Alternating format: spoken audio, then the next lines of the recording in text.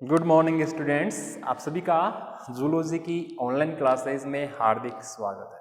तो previous class में अपन ने फेरोमोन्स की बात की थी। फेरोमोन्स में भी अपन ने उनके type of action, mode of action की बात की थी और उनके टाइप्स की बात की थी। टाइप्स में रिलीजर इफेक्टिव फेरोमोन्स और प्राइमरी इफेक्टिव फेरोमोन्स, और उनका एक लास्ट में अपन ने चार्ट भी बनाया था। जो प्राइमरी रिलीजर इफेक्ट वाले फेरोमोन्स थे वो फास्ट स्पीड से रिवर्सिबल टाइप से एनिमल के बिहेवियर में चेंज ला रहे थे, परिवर्तन ला रहे थे उनके सेंट्रल नर्वस सिस्टम को उत्तेजित करके।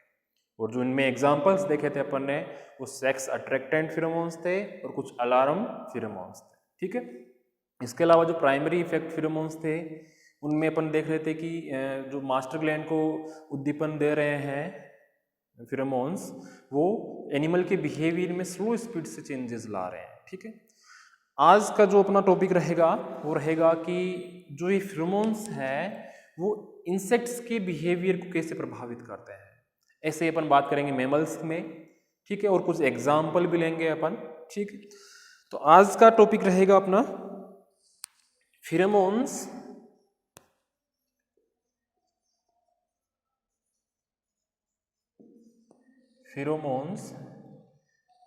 एंड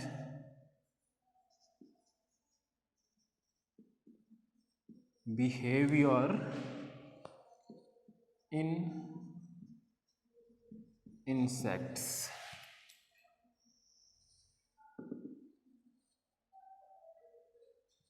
ठीक है। तो इंसेक्ट में सबसे पहले फेरोमोन्स की स्टडी सन 18वीं शताब्दी में अचानक ही एक नॉर्मल से एक्सपेरिमेंट द्वारा हो गई। कौन सी शताब्दी में? 18वीं शताब्दी में। 18वीं शताब्दी में एक नॉर्मल एक्सपेरिमेंट द्वारा ही इंसेक्ट्स में फेरोमोन्स की खोज हो गई। इसकी खोजकर्ता का श्रेय जाता है बोनेट को। बोनेट नामक साइंटिस्ट को। इन बोनेट नामक साइंटिस्ट ने सन 18वीं शताब्दी में एक नॉर्मल एक्सपेरिमेंट ऐसे ही नॉर्मल कर लिया, तो उससे इनको पता चला कि कुछ मॉलिक्यूल्स होते हैं जो इंसेक्ट्स द्वारा बिखेरे जाते हैं, हवा में छोड़े जाते हैं। ठीक है। जिनसे उनमें कोऑर्डिनेशन बना रहता है। इन्होंने जो एक्सपेरिमेंट किया था वो किया था चींटियों पर।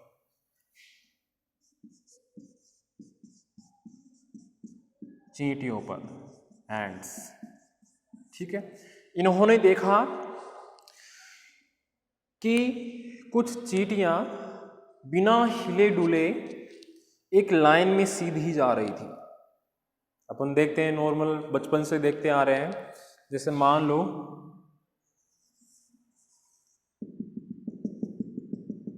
ये कोई नेस्ट है एंट्स का, यहां से बिना हिले डुले सीधी लाइन में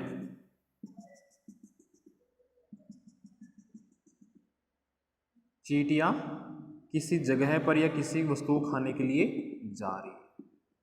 जैसे मान लो,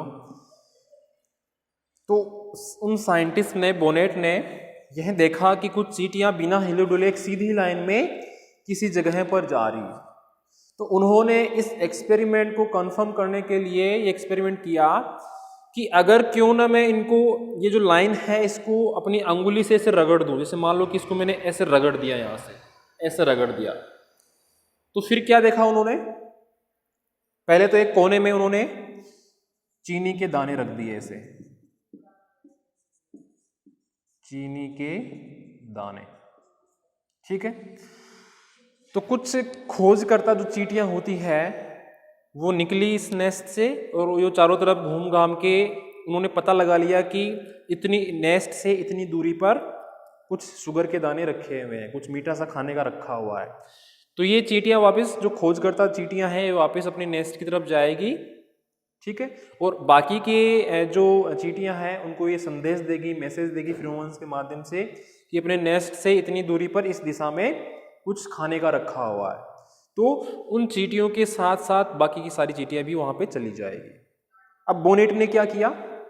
कमरे में एक कोने में रख दिए, जैसे मान लो कि यहाँ पे बोर्ड के पास चींटियों का नेस्ट है और वहाँ अगले कोने में उन्होंने चीनी रख दी, तो कुछ टाइम बाद अपन नोट कर लेते हैं खुद ही, तो वहाँ पे चींटियाँ लग जाती है और एक लाइन से लग जाती है। तो बोनेट ने क्या किया, उनकी उस लाइन को अपने हाथ की अंगुली से रगड़ दिया बीच में से।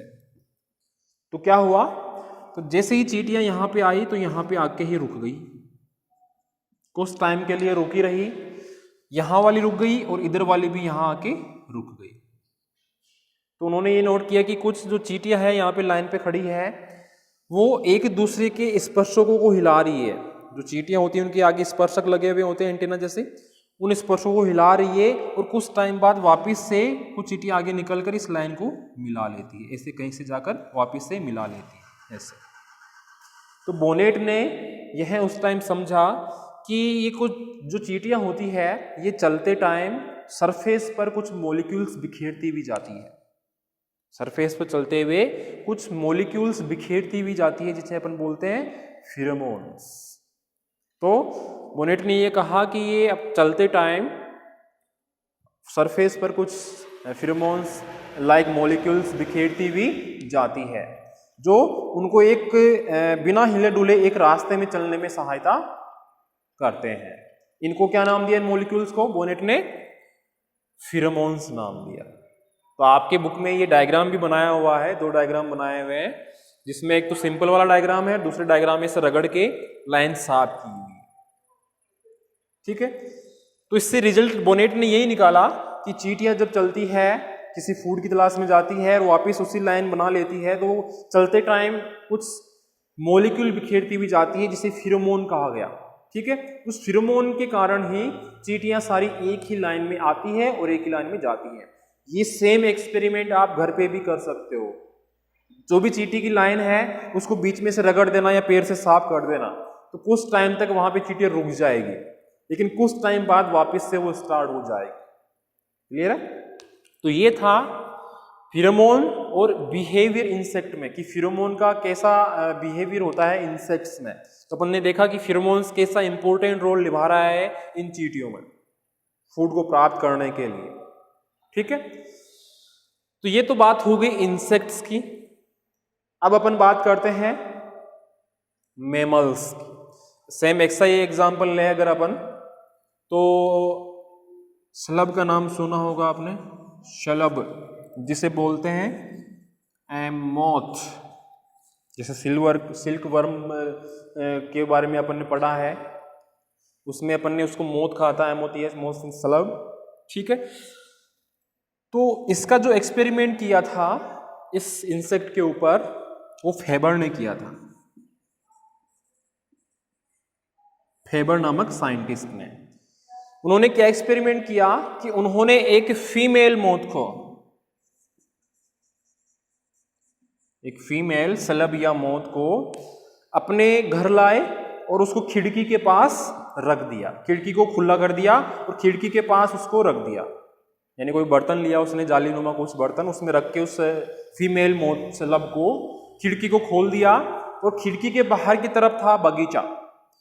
तो कुछ टाइम बाद उन्होंने नोट किया कि कुछ मेल जो शलभ थे, जो मेल शलभ इंसेक्ट थे, वो उस फीमेल के पास आकी तरफ आकर उसको घेर लेते हैं चारों तरफ से। उस टाइम बाद उन्होंने क्या नोट किया, जैसे मान लो कि ये उन्होंने जार लिया एक ऐसे, इसमें उन्होंने फीमेल मोथ को रखा। उस टाइम बाद इसके चारों तरफ बहुत सारे मेल शलभ इंसेक्ट आ गए। उन्होंने इस एक्सपेरिमेंट को कंफर्म करने के लिए और एक और एक्सपेरिमेंट किया। उन्होंने एक पारदर्शी या ट्रांसपेरेंट ग्लास का बना हुआ जार लिया, उसमें इस फीमेल शलभ को उसमें डाल दिया। तो कुछ टाइम बाद उन्होंने नोट किया कि इसके चारों तरफ कोई भी या एक भी मेल शलभ नहीं आया। ऐसा क्यों हुआ? क्योंकि उन साइंटिस्ट ने या फेबर ने एक ट्रांसपेरेंट ग्लास लिया है, जिसके कारण फिरोमोन्स बाहर रिलीज नहीं हुए, क्योंकि ट्रांसपेरेंट था, पेक था। अब ग्लास पेक ही होता है, इसमें हवा निकलने का, बाहर आने का कोई रास्ता ही नहीं है। तो साइंटिस्ट ने ये नोट किया कि अगर अपन इस फीमेल मोथ को जाली नुमा बॉक्स में रखते हैं तो इसके द्वारा रिलीज फिरोमोन हवा के द्वारा डिफ्यूज होकर अन्य जो मेल स्लब इंसेक्ट हैं उनके पास तक पहुंच जाता है, जिससे वो अट्रैक्ट होकर इसने क्या किया, सेक्सुअल अट्रैक्ट वाला फिरोमोन रिलीज किया, जो इससे निकलकर हवा के माध्यम से डिफ्यूज होकर मेल इंसेक्ट के पास पहुंच गया, तो वो आकर्षित होकर इसके चारों तरफ आके इकट्ठा हो गए। लेकिन दूसरे एक्सपेरिमेंट में क्या हुआ कि इन्होंने इस बर्तन को चेंज कर दिया और क्या लिया, ट्रांसपेरेंट ग्लास का बना हुआ बर्तन लिया, जिसके कारण वो फिरोमोन बाहर रिलीज ही नहीं हो सका। ठीक है, तो उन्होंने लास्ट में रिजल्ट यही निकाला कि जो फीमेल स्लब मोथ जो है वह एक टाइप का फिरोमोन, सेक्सुअल अट्रैक्टिव फिरोमोन रिलीज करती है, जो अन्य मेल जो इंसेक्ट होते हैं स्लब इंसेक्ट उनको खुद की तरफ अट्रैक्ट करती है, जिसी के कारण इसके चारों तरफ आकर मेल इंसेक्ट इकट्ठा हो जाते हैं। ऐसा ही एक्सपेरिमेंट आपकी बुक में भी दिया हुआ है, उसका डायग्राम आपको ऐड करना है। एक तो ये चींटियों वाला और एक ये स्लब मोथ वाला। ठीक है, इसी एक्सपेरिमेंट का यूज या इसी टेक्निक का यूज आजकल अपन मॉडर्न एग्रीकल्चर में भी कर सकते हैं और कर भी रहे हैं। अपने इंडिया में तो उतना नहीं है, लेकिन अरब जो कंट्रीज हैं, जो विदेशी लोग हैं, वो इस टेक्निक को अपनाते हैं। अब कैसे अपनाते हैं देखो, अपन खेती में मोस्टली पेस्टिसाइड इंसेक्टिसाइड डालते रहते हैं, जिसके कारण अपनी सेहत को भी खतरा बना रहता है, फसलों को भी नुकसान होता है, अपनी सॉइल की जो फर्टिलिटी है वो भी दिन भी दिन कम होती जा रही है। पता है अपन को कि पेस्टिसाइड कितने खतरनाक है, इंसेक्टिसाइड कितने खतरनाक है। तो उस चीज का यूज न करके अपन इस टेक्निक को अपनाएं। मतलब कहने का मतलब ये है कि अगर अपन कुछ ऐसे अट्रैक्टिव फिरोमोन्स बनाएं लैब में, जैसे ये फीमेल मोथ रिलीज कर रही है, सेम वैसा ही जो अपन अगर फसल पे छिड़क दें किसी जगह पर, तो सारे के सारे जो मेल स्लब मोथ है, इंसेक्ट है, वो वहां पर आके इकट्ठा हो जाएंगे और अपन उसे एक जगह पर ही मार देंगे। तो आसानी से अपन पेस्टिसाइड इंसेक्टिसाइड छिड़कने से बच सकते हैं। तो ये टेक्निक खेती में बहुत ही उपयोगी है। इसे बोलते हैं अट्रैक्ट एंड किल, यानी आकर्षित करो और मार दो। यानी फसल पर ये फिरोमोन्स छिड़क दिए अपन ने किसी जगह पर, तो कुछ ही समय बाद वहां पे सिंपल सी बात है, उस फिरोमोन की स्मेल गंध सूंघ कर, वो फिरोमोन सूंघ कर अन्य जो मेल इंसेक्ट है, मोथ इंसेक्ट, वहां पर आ जाएंगे और उनको अपन मार देंगे। तो इंसेक्टिसाइड पेस्टिसाइड छिड़कने की अपन को जरूरत ही नहीं पड़ी। इसीलिए इसे क्या नाम दिया, अट्रैक्ट एंड किल, कि आकर्षित करो एवं मार दो। ठीक है, तो अपन ने कई बार नोट किया होगा कि अपने कुछ साल पहले अपने पंचायत से भी अपन को कुछ मिले थे, कुछ बल्ब वगैरह येलो कलर के, उनको ले जाके खेत में लगा दो तो इंसेक्ट आके उनके नीचे मर जाते हैं इकट्ठा होके। वो फोटो पॉजिटिव इंसेक्ट होते हैं जो लाइट के नीचे आके इकट्ठा हो जाते हैं और उसमें इकट्ठा होके मर जाते हैं। तो वो भी एक टेक्निक है, लेकिन उससे बढ़िया वाली टेक्निक ये है, इसमें जितने भी आसपास जितने भी इंसेक्ट होंगे वो अपने आप ही आ जाएंगे, ऑटोमेटिक ही आ जाएंगे, उनको लाइट खर्च करने की जरूरत ही नहीं पड़ेगी। ठीक है, तो ये चीज भी आपको क्लियरली समझ में आ गई होगी। अब नेक्स्ट, ये तो अपन ने ओनली बात की है इंसेक्ट्स में, जो फिरोमोन्स है वो बिहेवियर को कैसे इफेक्ट करते हैं इंसेक्ट में। सेकंड अपन लेंगे pheromones and behaviour in mammals.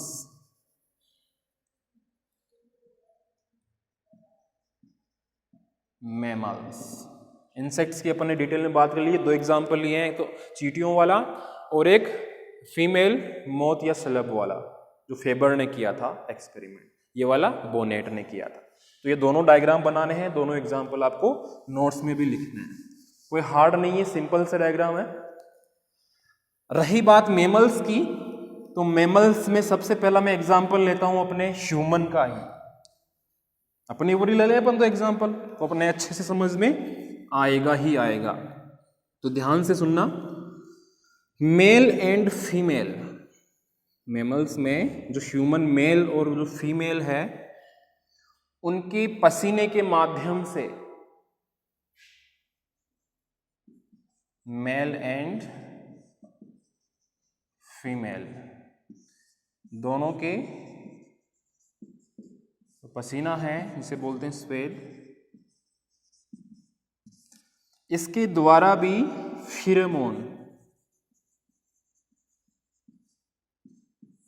Pheromones release किए जाते हैं। यानी जो अपने पसीना आता है उसके साथ भी फिरोमोन्स रिलीज होते हैं, चाहे वो मेल हो चाहे फीमेल हो। ठीक है, इसका एक्सपेरिमेंट या इसके ऊपर एक्सपेरिमेंट सर्वप्रथम जॉर्ज डॉड नामक साइंटिस्ट ने किया और उन्होंने पाया कि एक अल्फा एंड्रोस्टिनोल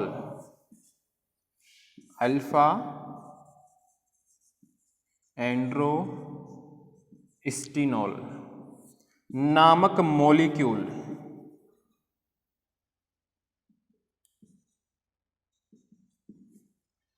पसीने के द्वारा उन्होंने पृथक करने में सफलता प्राप्त की।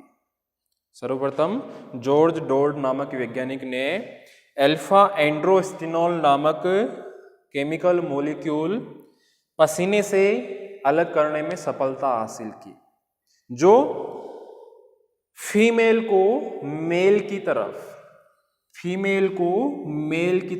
अट्रैक्ट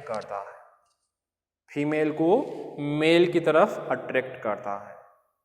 ठीक है, यानी ये किस में खोजा, ये मेल में खोजा गया था अल्फा एंड्रोस्टिनोल, जो फीमेल को मेल की तरफ अट्रैक्ट कर रहा है।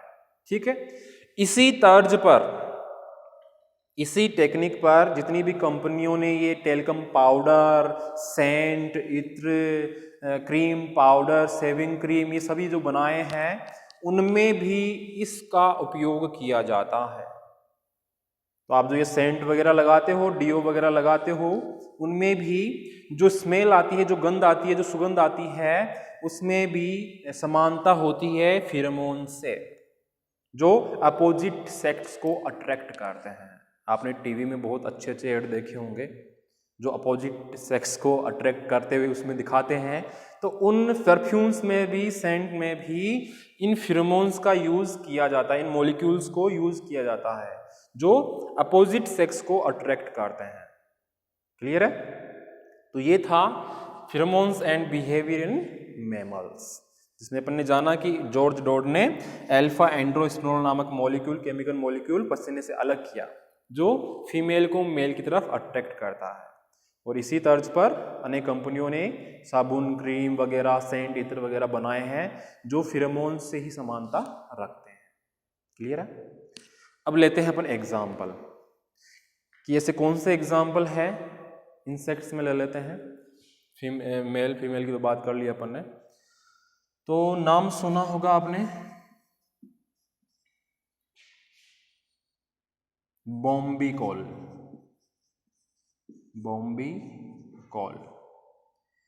बॉम्बीकॉल जो है सिल्क मोथ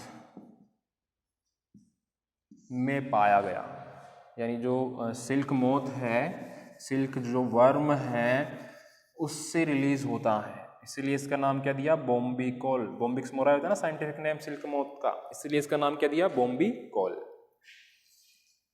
कई बार केमिकल फॉर्मूला पूछ लिए जाते हैं आपसे कि कुछ फिरोमोन्स के केमिकल या कुछ फिरोमोन्स के एग्जाम्पल बताइए। एक नंबर का क्वेश्चन पूछ लिया तो उसमें फर्स्ट नंबर आप लिख देना बॉम्बीकॉल, जो है सिल्क मोथ का फिरोमोन है, जिसका केमिकल फॉर्मूला है, केमिकल फॉर्मूला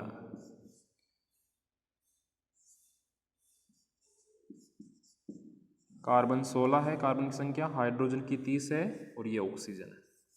ये फॉर्मूला है, कार्बन की संख्या 16 है, हाइड्रोजन की 30 है और ऑक्सीजन 1। ठीक है, तो ये बॉम्बीकॉल जो एक सिल्क मोथ का फिर से रिलीज होने वाला फिरोमोन है, उसका केमिकल फॉर्मूला ये आपके सामने है। इसी को आप केमिस्ट्री में जैसे रिएक्शन करते हो वैसे खुले रूप में भी बना कर लिख सकते हो, जैसे आपके बुक में भी दिखाया गया है। तो ये तो हो गया फर्स्ट एग्जाम्पल। सेकेंड एग्जाम्पल लूं मैं, honey bee substance. Honey bee से रिलीज होता है एक सबस्टेंस फिरोमोन, इसका केमिकल फॉर्मूला है, कार्बन है 10, हाइड्रोजन है 16, ऑक्सीजन की मॉलिक्यूल है 3। ये तो ये आप कम से कम 2 एग्जाम्पल तो याद रखना।